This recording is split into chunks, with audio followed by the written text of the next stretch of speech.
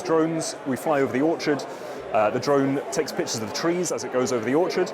We process those images, we count the number of fruit on the trees, and we can turn that into a map of what's going on in the orchard. Strong bits of the orchard, weak bits of the orchard.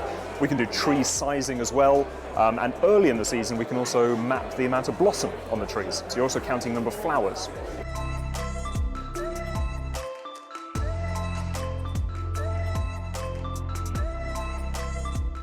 It's an indicator of how many you're going to get later in the season. It allows you to do chemical thinning on the flowers, which will help you set the right number of fruit, and that's a bit of a labour-saving effort. It means you don't have to do manual thinning on the trees.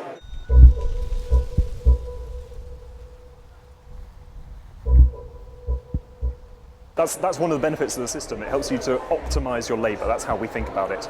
If you know exactly how many apples you're going to get out of an orchard, all of the orchards on your farm, which bits are going to need more picking effort, which bits are going to need less, hopefully you can plan your labor more effectively.